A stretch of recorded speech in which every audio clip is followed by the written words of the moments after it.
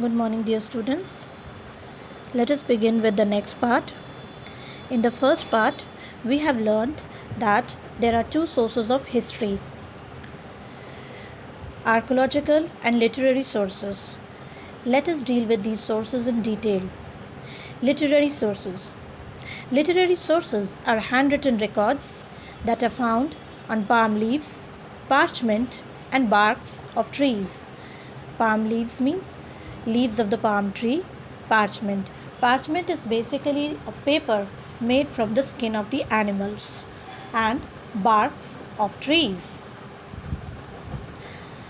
These handwritten records are in different languages. In India, it was basically written in Sanskrit, Hindi, Pali, Telugu, and many more other languages. These handwritten records are in the form of pictures or drawings. That means people used to draw and depict the events on the palm leaves or parchment paper or bark of trees, which helps us to understand what happened in the past. Some handwritten records are in the form of text. Text means books or literature. Literary sources are of two types: religious literature and non-religious literature. Religious literature. Religious literature includes Vedas, Upanishads, Ramayana, etc. Ramayana is a very good example, my dear student. You all might have seen serials on TV, Ramayana, Mahabharata, okay? And in these serials, you come to know, in Ramayana, for example, Ramayana, you come to know about life history of Lord Ram and his struggles. But children, this happened long, long time ago. How we came to know about it? We came to know about it through a book called Ramayana. Okay? So this becomes a religious literature, a handwritten record and a religious literature. Understood? Next is the non-religious literature. These includes Kautilya's Arthashastra, Kalidasa's Abhijana Shakuntalam, and Panchtantra. These are non-religious literature. They also provide us with a great deal of information about the past, and they give us information about the culture and traditions prevalent during the past. Understood? Now we will start with the archaeological sources. The archaeological sources includes the remains, material remains. The remains can be artifacts. Artifacts means made with hand, man-made thing or made with hand. These artifacts include seals, pottery, tools, coins, and monuments. One good example of archaeological sources is Indus Valley civilization at Mohenjo-daro and Harappa. How people came to know about these sources? These sources were basically they were found buried under the earth, and there are people who study these sources. They are known as archaeologists. Archaeologists they tried to dig the earth and take out these sources from under the earth. Okay, they remove the mud, they remove the soil, and slowly they came to know about these sources. Indus Valley civilization is an example of archaeological sources. When people they tried to remove the mud, they digged the earth, they found that there was an entire big civilization, I mean a kind of city, big city, which which is known as Indus Valley civilization. I hope you have understood. Okay. Another valley for digging out the earth is excavated. Another word for digging out the earth is excavated. I hope you have understood. Now we will deal with these sources in detail. Seals. Seals are the stamps or engravings set in stone or metals. Setting stones or metal. You all might have seen stamps. There is something written on those stamps, years or name of the place or kingdom, something like that. Okay, so seals are or engravings set on stone. Something was made, engraved, pictures made on stone or metals. They also provide us with a great deal of information about the past, like which that seal belonged to which kingdom, that seal belonged to which ruler, from which year to till which year. I hope you have understood. Now we will study about coins. Coins, you all are very familiar with the coins. If you have coins at home, do see it. When you will see on the coin, might be pictures of some rulers with years written, okay, at the bottom. So they also provide us with a great deal of information about the past. Study of coin is called numismatic. Ancient coins were made up of gold, silver, and copper. Coin gives us information about rulers of the past, economic condition of that ruler at that time. Looking at the coin, if the coin is made up of gold, that means the economic condition of the ruler who made that coin was also very good.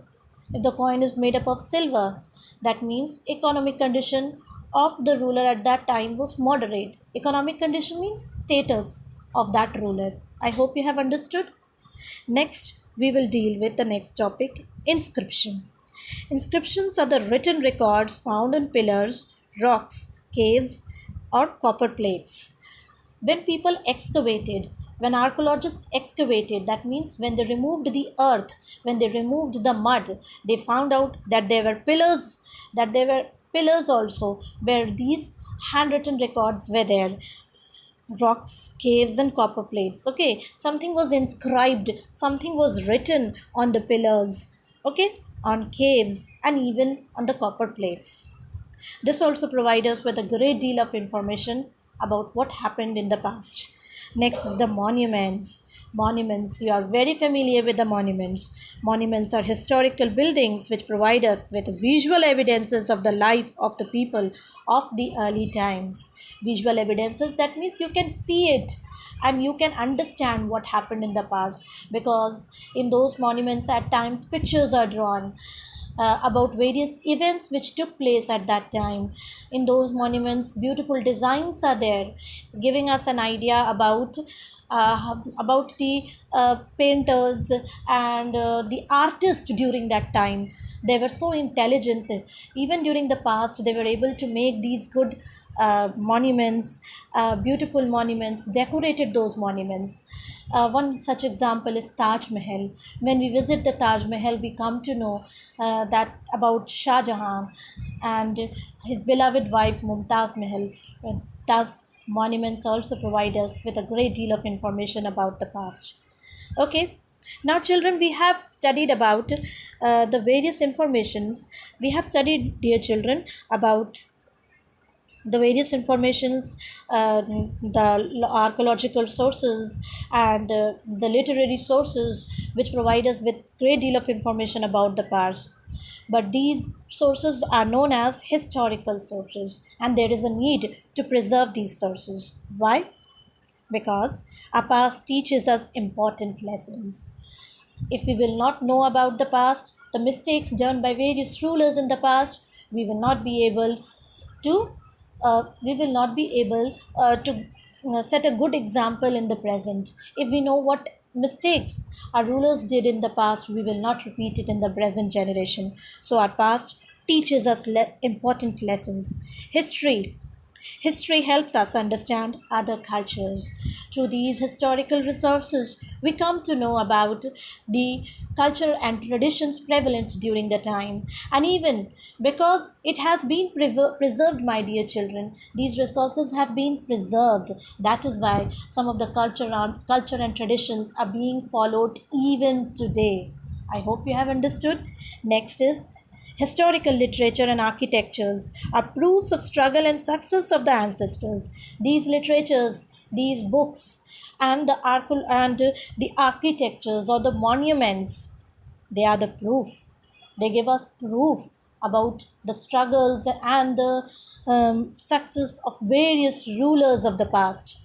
And as they are proof, they need to be preserved. Okay.